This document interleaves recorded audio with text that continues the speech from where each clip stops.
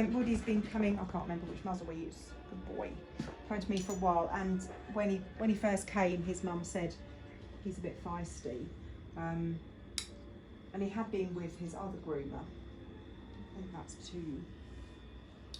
just link that through there, sort of around his penis and things. Something happened, and I think he just took it out on the poor groomer.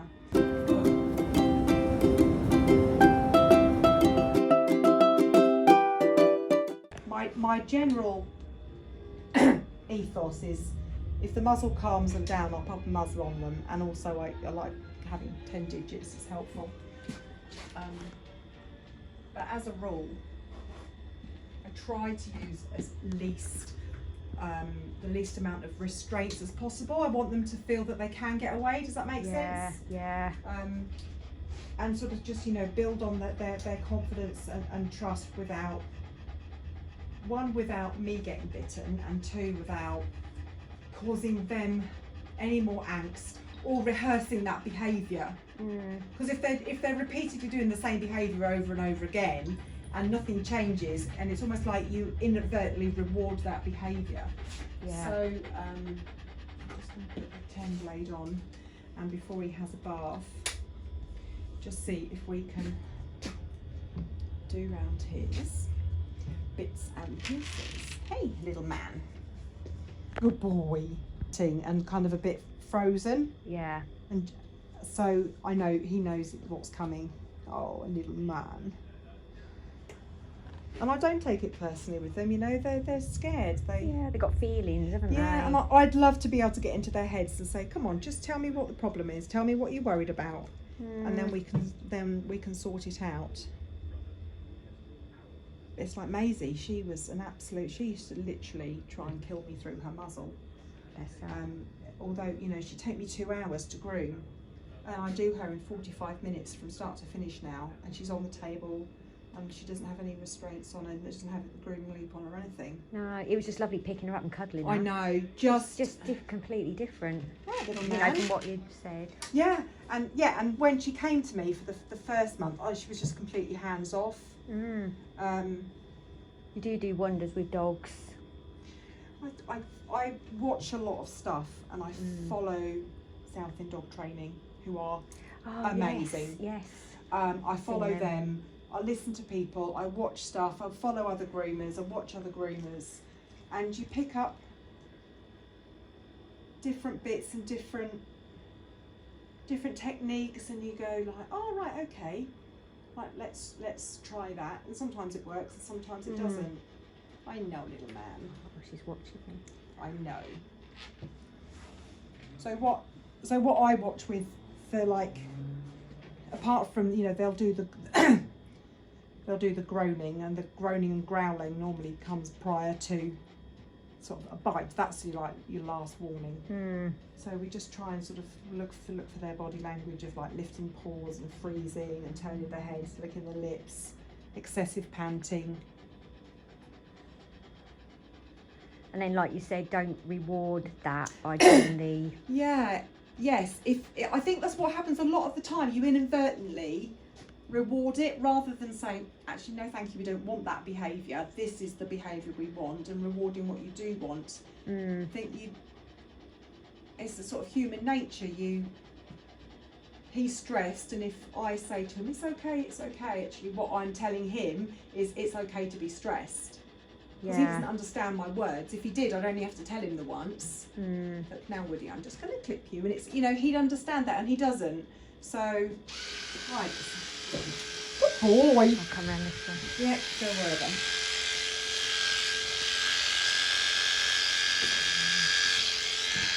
Well done. Good boy. Very good. Very good boy. Wow, what a good lad.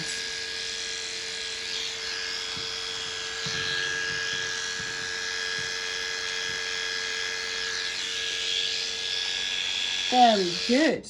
Oh, what a clever boy. He was all right with that, wasn't he? Yeah, Given that he, was hurt. And it's not jumping in, but it's great because I work for myself. I don't have have anyone else to answer to. So if I want to spend the first 15 minutes of their groom just sitting and being with them, then I will. Yeah. For me, you know, it's not about, it's the animal welfare side of it, Yeah. as well as their sort of groom and everything and looking pretty. It's about building their confidence. And when I started, my kind of aim was, I want to groom all the dogs that nobody else wants to touch. And it's not that, and the difficult dogs, they just get charged by their groom. Yeah. And so his groom cost is the same as Molly's. Then Molly's a little angel, because you. She sits there watching. I know, she's such a good girl. But it's not about making money off people. You know, yeah, okay, I've got bills to pay, but it's about the dogs as well. Yeah. Yeah. So he was panting, and now he's stopped. Yeah. So, okay, you ready?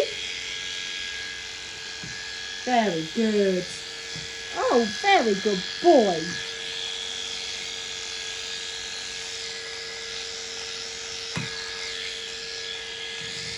Oh, what a good boy.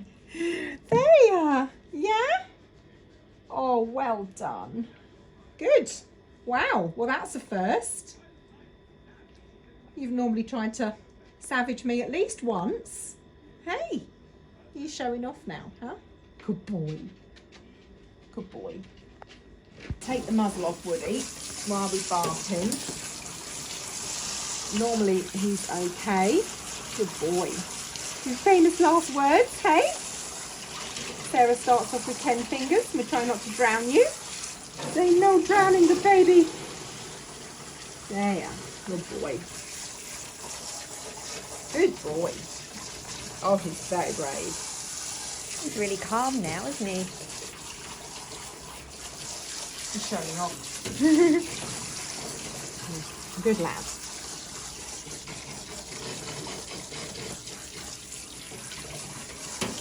Oh, you little man. Good boy.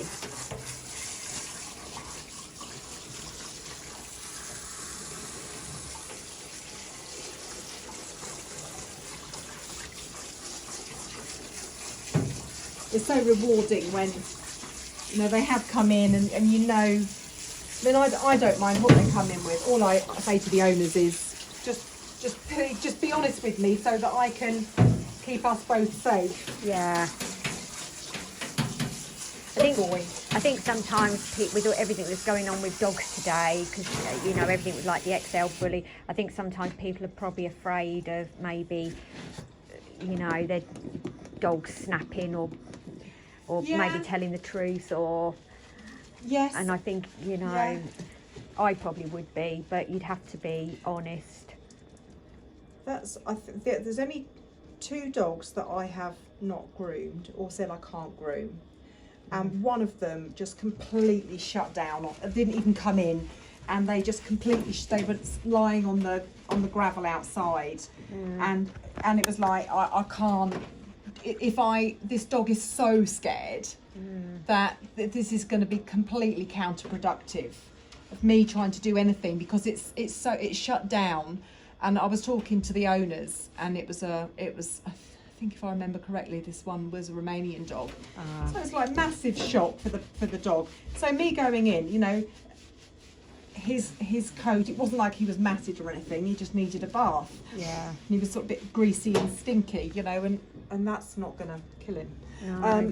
Or stress him out. So I did suggest they speak to a behaviourist and just work on coming out the house first, because what they were saying was that, you know, the dog was just, as soon as they stepped outside the house, was just terrified.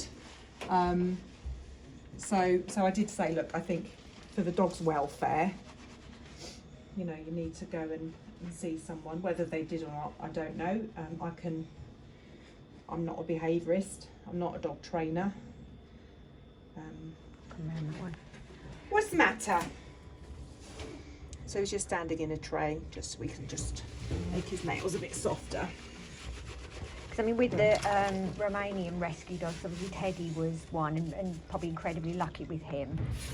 But they're not used to anything domestic. It's all the sounds, the scent. It's just completely different over here, obviously, compared to what they're used to. I think as well, if you think about it, they go from generally living outside in a big area to being domesticated and brought into what is an enclosed space. And regardless of how big your garden or house is, they're trapped.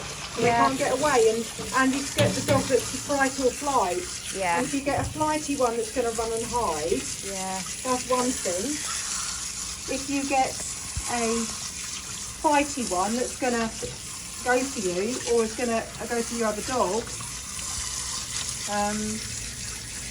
then that's a different type of fish. Teddy passed away last month. Oh, that's hard. Yeah.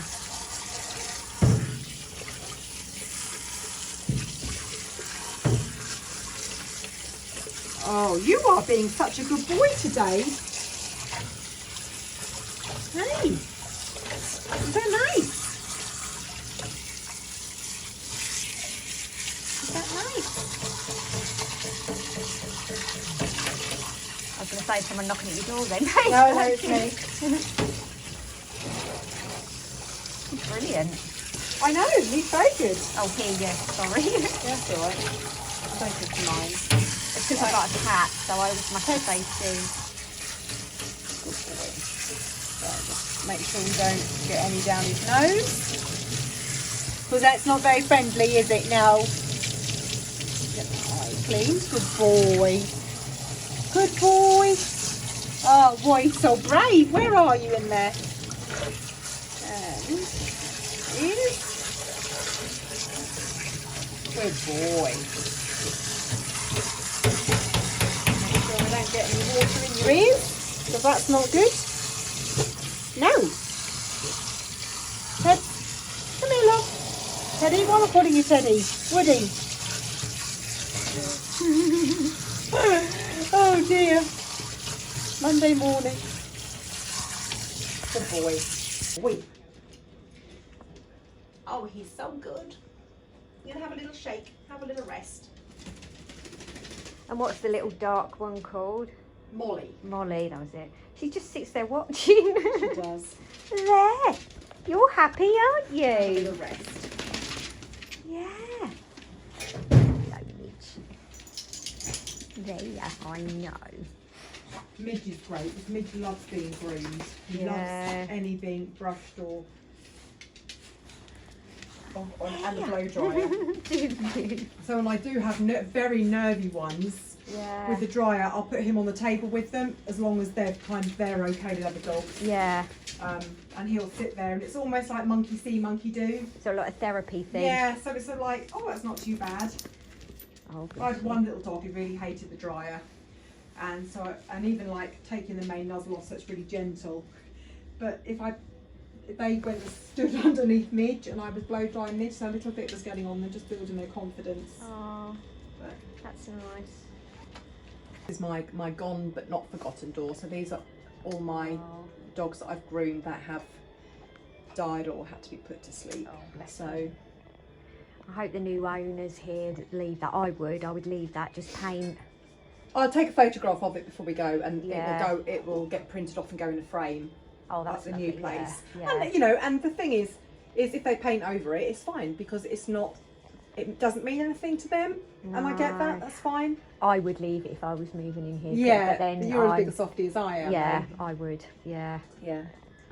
So Hamish, I did last offices on, so that's what you do with people when they've died. So he'd been sick and had his bowels open. He was in a right pickle, and his owner didn't want to send him to be cremated like that. So he came in, I picked him up, and I gave him a bath and gave him a groom after he'd been put down, been put to sleep. And so he went to the groomers, all white and beautiful. Yeah.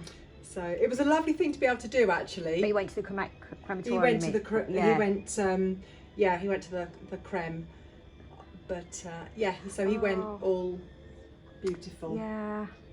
Oh, that's lovely. You know, I don't mean it's passed away, but lovely that. No, I know what you're saying. Yeah. I know what you're saying. You know, and for his owner, it was really important. And she's like, Sarah, I need to ask you this. I was like, it's fine, I can do that. It's no problem. You don't think about that people will do things like that or having that done. I suppose because I was a nurse for 21 years. Yeah. That it's people's babies, isn't it? You know, loved ones. Yeah. Hope you enjoyed the first episode with Woody and Sarah. Sarah is a professional dog groomer at Woofers of Warboys in Cambridgeshire. The series demonstrates the understanding of dogs, their emotions, fears, signs of nerves or agitation. As a dog owner, you can take advice from the series, and it offers an insight for new groomers, new owners, or anyone thinking of a career with dogs. So thanks to Woody and Sarah again, and for Molly and Midge for making an appearance too. Please subscribe to my channel. More episodes are coming soon. Thanks for watching.